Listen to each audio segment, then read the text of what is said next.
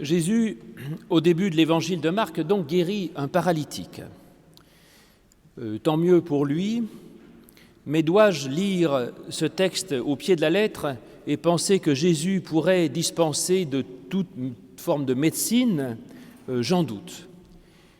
Et en particulier, ce texte rappelle en moi un souvenir quand j'étais tout jeune pasteur, je dirais un de mes premiers chocs où je me suis aperçu que la Bible avait besoin d'être interprétée. J'étais allé voir une vieille demoiselle qui habitait le quartier, qui avait 85 ans et qui avait été paralysée quand elle avait 5 ans. Elle était donc en fauteuil roulant. Je fais ma visite comme un bon pasteur, je parle avec elle, je l'écoute, je lis la Bible, je prie avec elle. Et avant de partir, elle me dit juste un mot, monsieur le pasteur. Je voudrais vous poser une question. Pourquoi est-il dit que Jésus guérit les paralytiques? Et moi, ça fait 80 ans que je lui demande tous les jours de me guérir et il ne m'a jamais guéri. Alors je vous ai dit, j'étais tout jeune pasteur, il fallait vite que je trouve une réponse.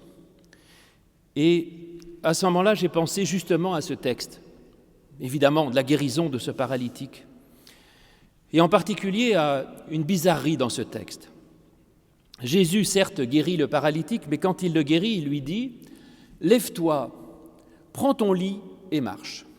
Le lit, c'était évidemment le brancard sur lequel il était allongé puisqu'il ne pouvait pas marcher.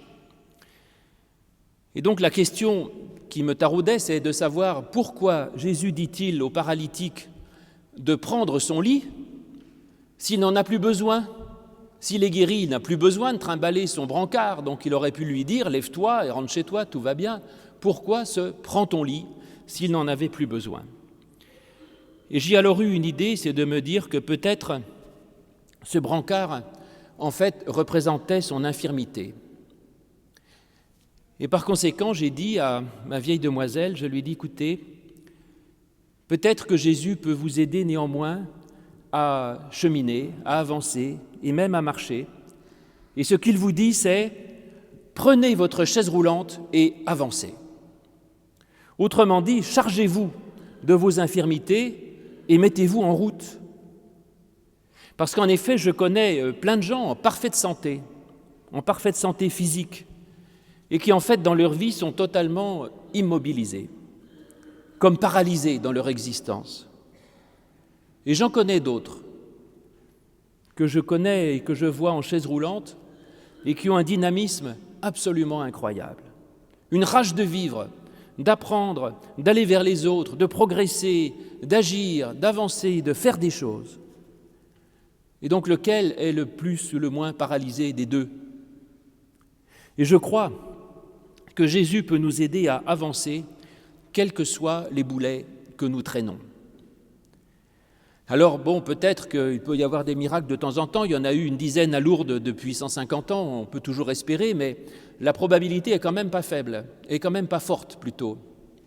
Et si l'évangile n'était que de dire, écoutez, si vous êtes paralytique, vous avez peut-être une chance sur 1 million, ou sur 100 millions de guérir, à ce moment-là, ce n'est pas un prédicateur d'évangile que vous écoutez, mais quelqu'un qui vante les bienfaits du loto. Vous avez une probabilité infime peut-être qu'un jour ça vous guérisse.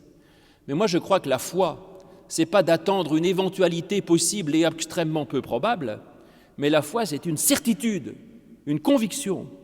Et la foi c'est quelque chose qui peut se passer à tous les coups pour vous, et même dans la vie de cette vieille demoiselle, je ne crois pas que Jésus ait été incapable de faire quoi que ce soit pour elle. Et en effet, je crois que Jésus peut nous aider à avancer, quels que soient, j'allais dire, les boulets que nous traînons. Et là, il y a un vrai miracle dans ce texte. C'est que, avant, c'est le lit qui porte le malade, Jésus intervient, et après, c'est le malade qui porte le lit. Vous voyez qu'il y a un changement absolu, un retournement complet de situation qui est considérable. C'est-à-dire qu'en fait, Jésus rend le paralytique sujet de sa propre vie. Avant, il n'est que l'objet, il est l'objet de sa maladie. Et c'est le lit qui est sujet. Et après, il redevient sujet. Et son infirmité n'est finalement qu'un objet qu'il porte, certes, et qu'il trimballe. Bon, il faut porter un grabat ou un lit, c'est forcément encombrant, mais ça ne l'empêche pas d'avancer, ni de rentrer chez lui. Et même, il n'est plus identifié à sa maladie, mais il redevient sujet, justement, il devient quelqu'un. Et ainsi, d'ailleurs, effectivement, comme beaucoup d'autres, je n'aime pas qu'on parle de quelqu'un en disant « c'est un handicapé ». Vous allez me dire non, c'est une personne handicapée. Je dirais même pas. C'est une personne qui a un handicap. Identifier quelqu'un à son handicap est la pire chose qu'on puisse faire. Et Jésus, justement, ne s'adresse pas au lit, il ne s'adresse pas au handicap, il ne s'adresse pas au grabat, il ne s'adresse même pas au porteur, il s'adresse à la personne. Et il la rend sujet de sa vie. Parce que des handicaps, nous en avons tous. Nous avons tous des événements traumatisants, peut-être dans le passé de notre vie. Et nous avons tous aussi peut-être des difficultés présentes. Que fait Jésus par rapport à ça ? Eh bien, le passé, même si vous croyez à tous les miracles possibles, le passé, ni Dieu ni Jésus ne peut l'effacer. Et donc, ces boulets du passé que nous trimballons, vous pouvez croire à tous les miracles que vous voulez, jamais Jésus ne pourra les effacer. La question, c'est de savoir comment nous allons vivre avec.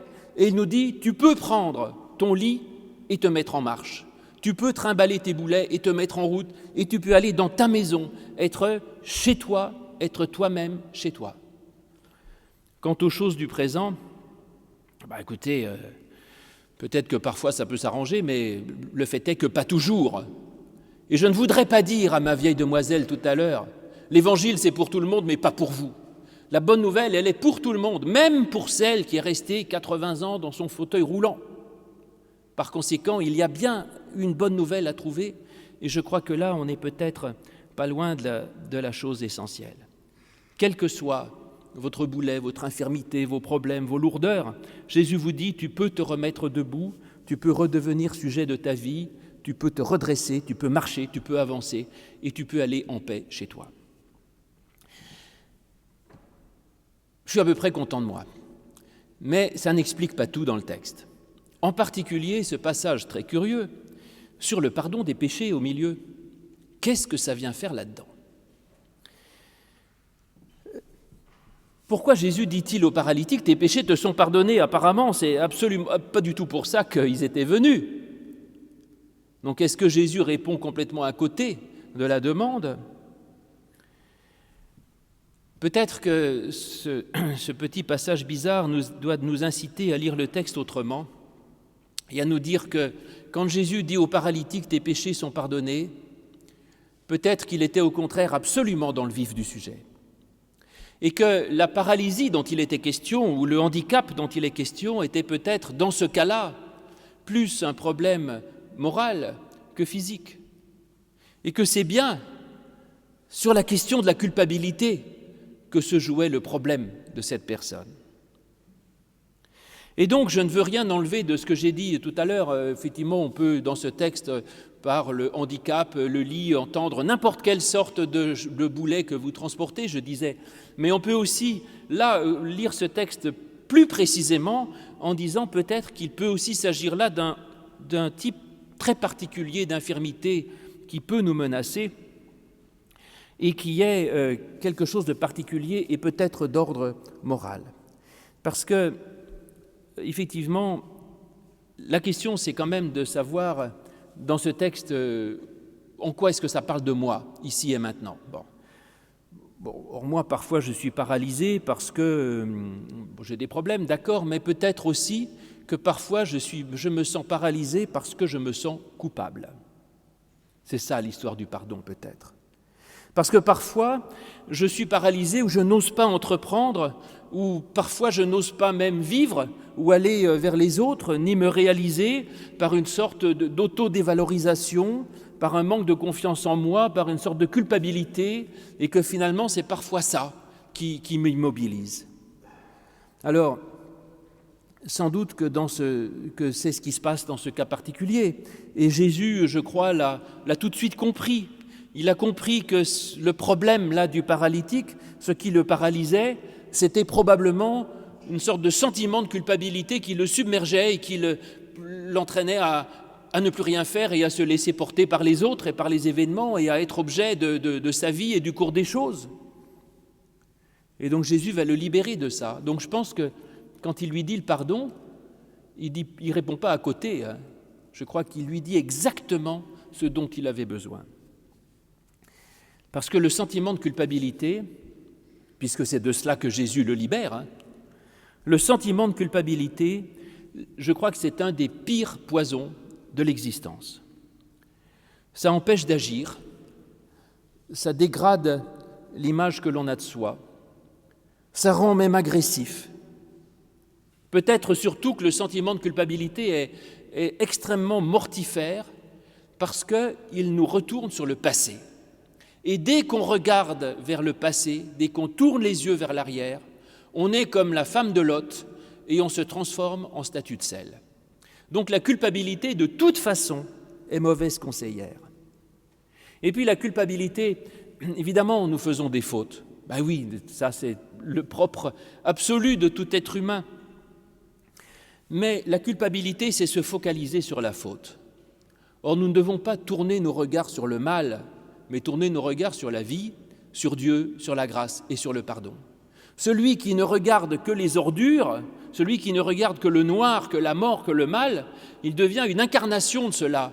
Et tout dans sa vie, dans ses pores, dans ses actions, va transpirer le mal, la mort, la culpabilité, la vengeance, la haine.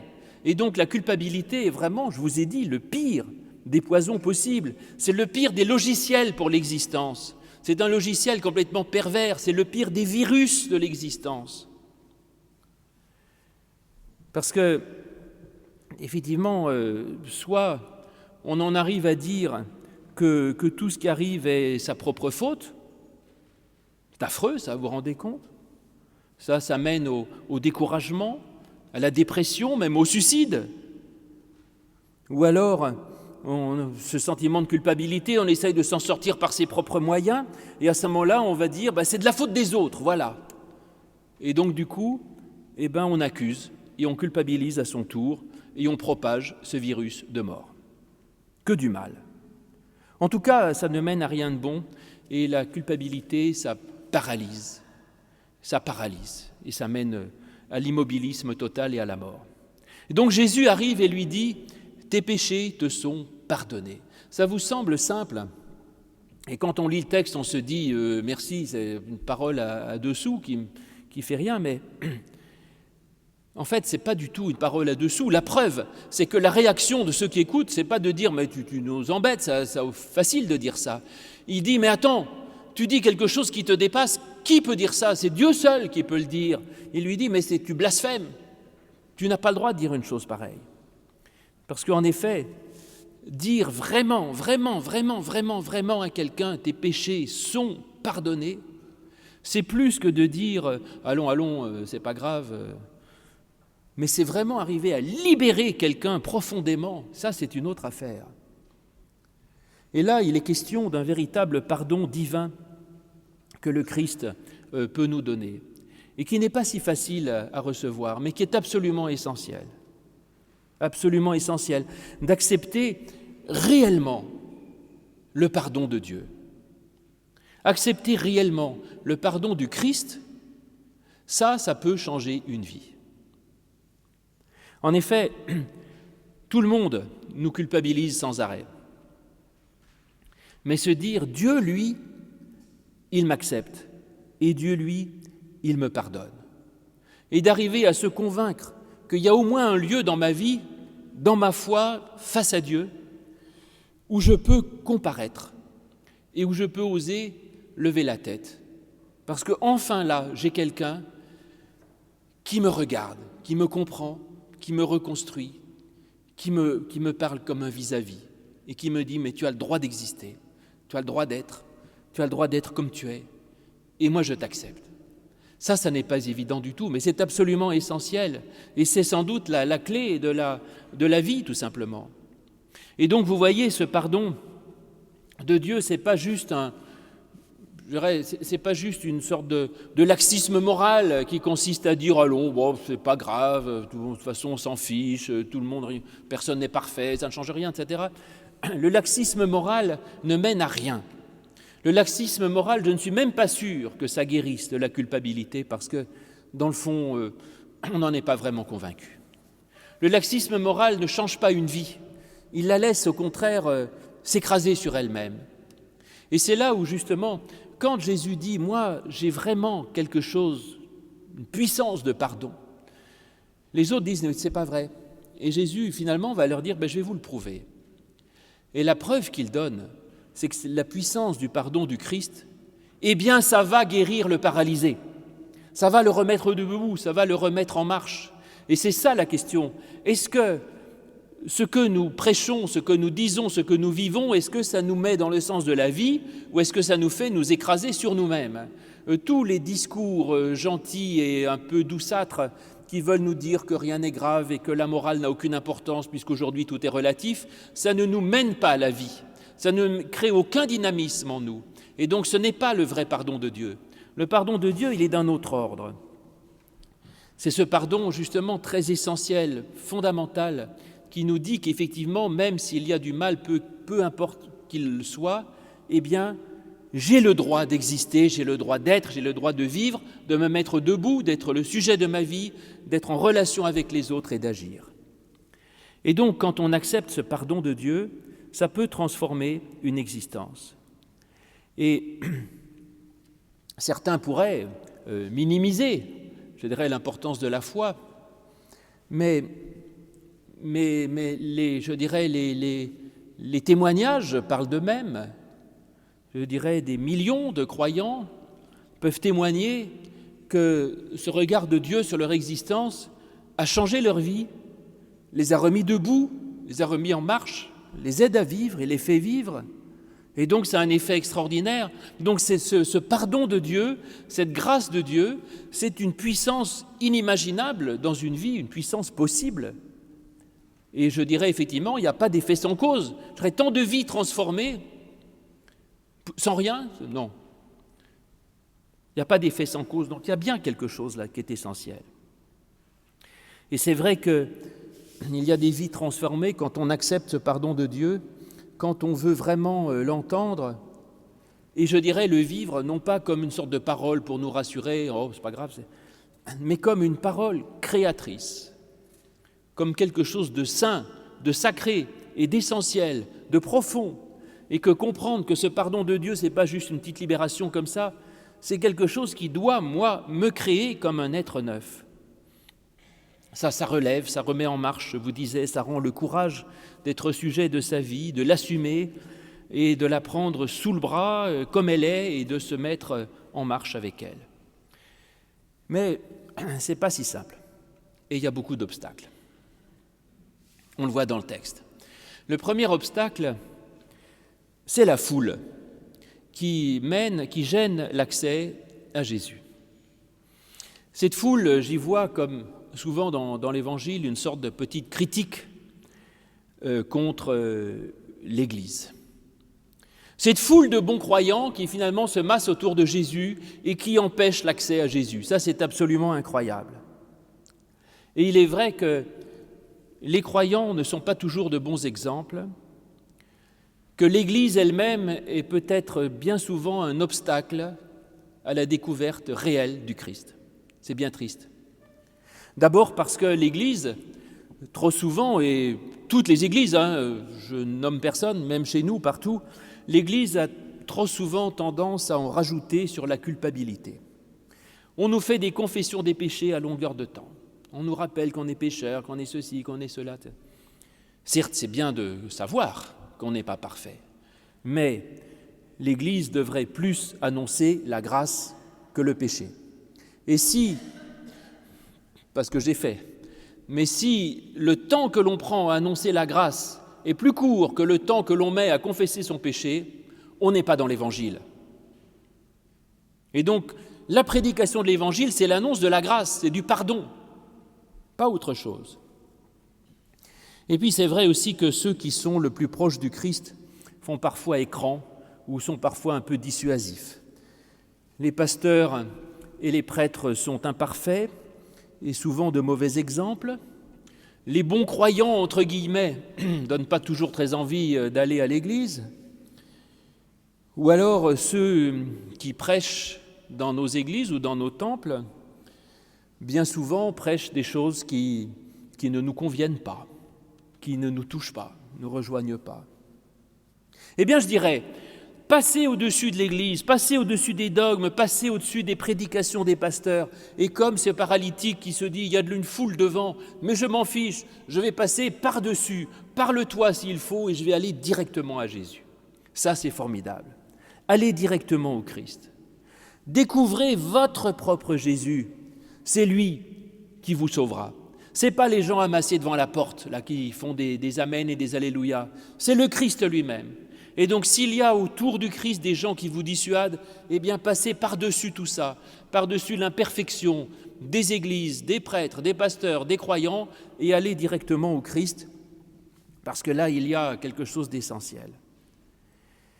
Et c'est même pire que ça, parce que parfois, non seulement l'Église elle-même fait obstacle, mais parfois il arrive même que l'Église elle-même, qui pourtant devrait être celle qui annonce le Christ, s'amuse à aller dire que l'un ou l'autre ne serait pas digne d'être chrétien. Incroyable. Je dirais même dans ma propre Église, j'ai des collègues qui me disent que je ne suis pas un bon chrétien, que je ne suis pas assez croyant, que je ne crois pas assez dans l'Évangile et dans Jésus-Christ. Alors j'imagine ce qu'ils disent à leurs fidèles, ces gens-là. C'est quand même incroyable.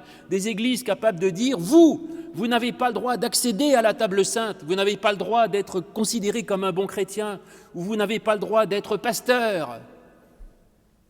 Vous vous rendez compte des églises qui, au lieu de donner l'accès au Christ, s'amusent à rejeter les gens et à faire obstacle. Eh bien, moi, je vais vous dire une chose. Qui que vous soyez, passez outre tous ces prédicateurs de misère et de malheur. Si l'Église vous interdit l'accès au Christ, passez par le toit. S'il vous barre la porte, rentrez par la fenêtre. S'ils vous mettent dehors, faites le tour et revenez par derrière. Montrez une détermination absolue pour rencontrer le Christ, qui est le seul vrai trésor. Démontez le toit s'il faut. Démontez le toit même des églises, de tout, de nos institutions, mais allez au Christ. Cela dit, Jésus n'est pas contre toute forme de communauté. Je ne veux pas dire qu'il faille forcément être tout seul et puis se faire sa propre foi tout seul et prier tout seul, lire sa Bible tout seul.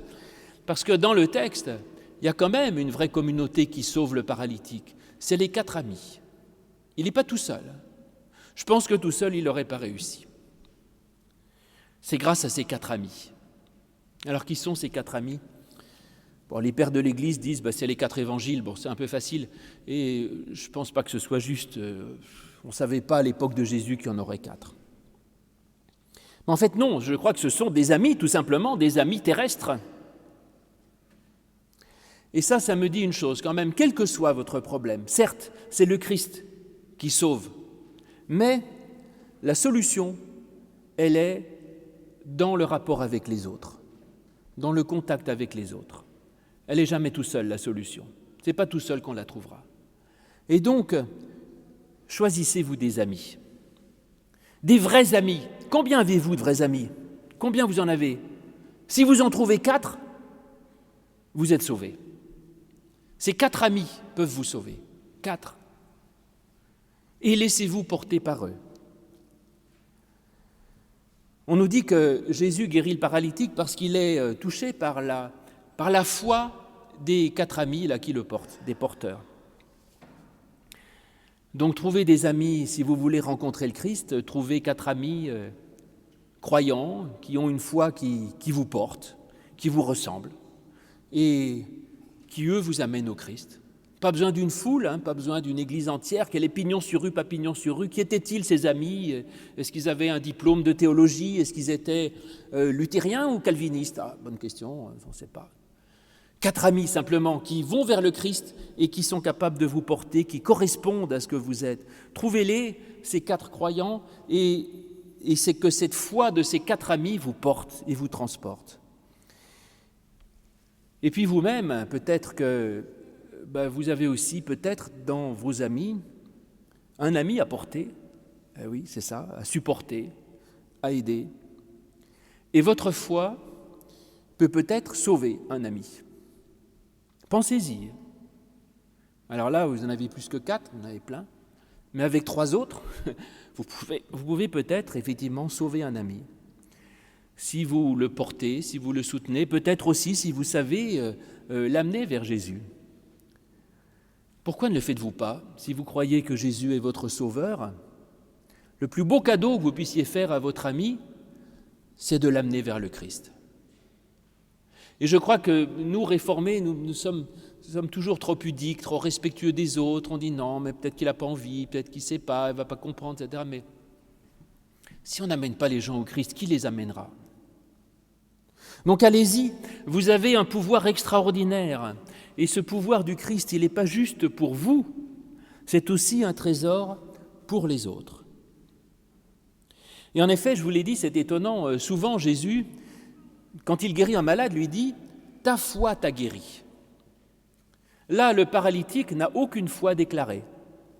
D'ailleurs, il ne dit rien, ni au début ni à la fin. Il ne vient pas lui-même, mais il est sauvé par la foi de ses amis.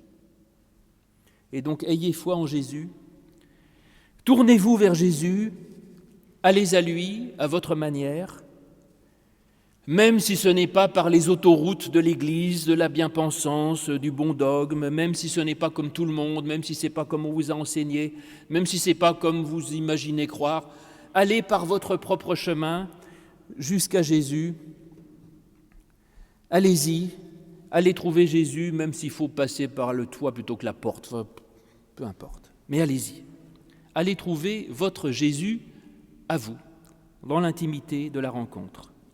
Et alors il vous donnera d'être sujet de votre vie, d'être libre et joyeux, de pouvoir revenir chez vous en paix, debout et en marche, et il vous donnera même d'être, pour ceux qui sont autour de vous, une source de vie et de libération. Grâce à Dieu et merci Jésus. Amen.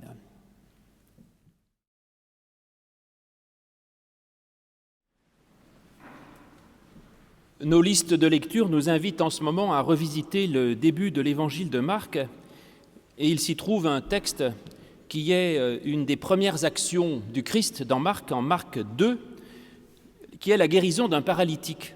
Ce texte, je l'aime beaucoup et j'en parle souvent, mais je me suis aperçu que je n'avais jamais prêché dessus. Donc, j'essaye de réparer aujourd'hui la chose.